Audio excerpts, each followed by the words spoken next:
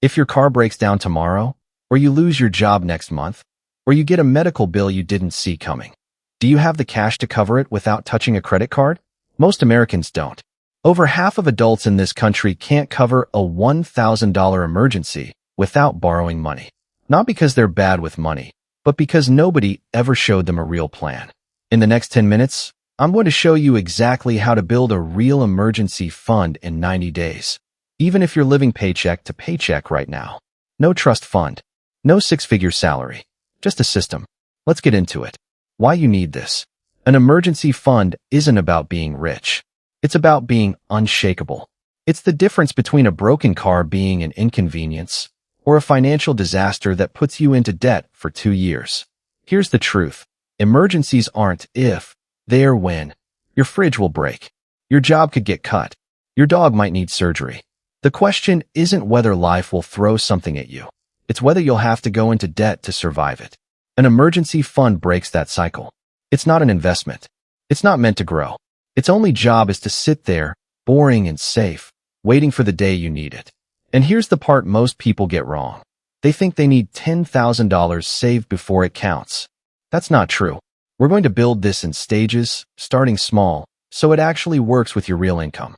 The 90-day framework. We're splitting this into 3 30-day phases. Days 1 to 30. Build your starter fund, a small safety net just to stop the bleeding. Days 31 to 60. Find hidden money in your current budget and automate your savings. Days 61 to 90. Scale it up and lock in the habit so it keeps growing after day 90. This isn't about willpower. It's about setting up a system so simple that saving happens whether you're motivated or not. Days 1 to 30. The starter fund. Your first goal is not $1,000. It's not even $500. Your first goal is $300. Why so small?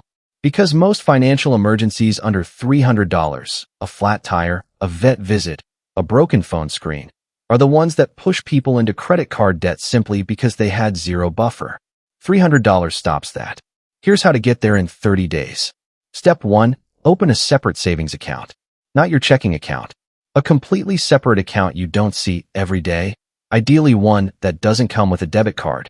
Out of sight keeps you from spending it. Step 2. Do a 7-day spending audit. Look at your last week of bank statements and highlight anything you don't actually remember or need. Subscriptions you forgot about. Delivery fees. Impulse buys. The average person finds $50 to $150 a month just from this one exercise. Step 3. Sell 5 things you don't use. Old electronics, clothes, tools, anything sitting in a closet. This alone can get you to $100 or more in a weekend. Combine the audit savings with a couple of sold items, and $300 in 30 days is realistic for almost anyone, even on minimum wage. Days 31 to 60. Automate and expand. Once you hit that $300 buffer, the goal shifts. Now we're building toward 1 full month of essential expenses. Not your full lifestyle, just the bare minimum. Rent, utilities, groceries, transportation, insurance.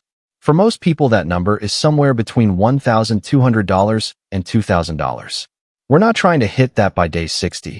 We're trying to build the machine that gets you there automatically. Here's the move.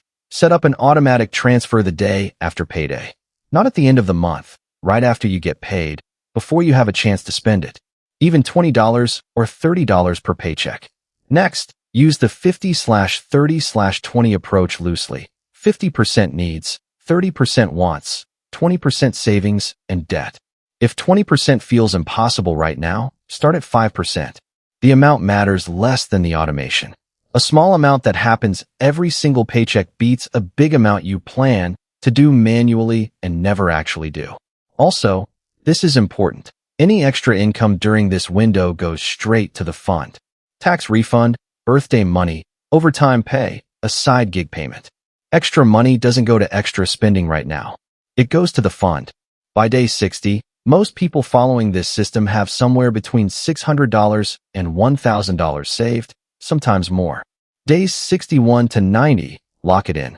The last 30 days are about 2 things: pushing toward that full 1-month cushion and making sure the system survives past day 90. To push the number up, look for 1 or 2 found money moves. Cancel one subscription you forgot you had. Negotiate one bill. Call your internet or insurance provider and simply ask for a lower rate. This works more often than people expect.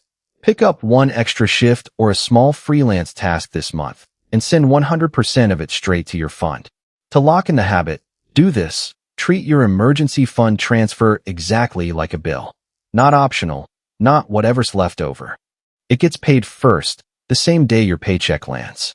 By day 90, many people following this exact structure land somewhere between $1,200 and $2,000, enough to cover a real month of essentials, and enough to never have to put an emergency on a credit card again.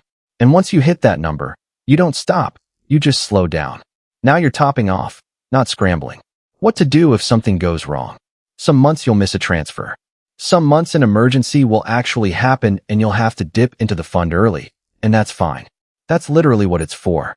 If that happens, don't panic and don't quit the system. Just go back to phase 1 thinking. Get back to $300 first, then keep climbing. The goal was never perfection. The goal is that when life happens, and it will, you have options instead of debt. Here's the bottom line. You don't need a big salary to build financial security. You need a small starting number, an automatic system, and 90 days of consistency. $300 in the first month. 1 month of expenses by month 3.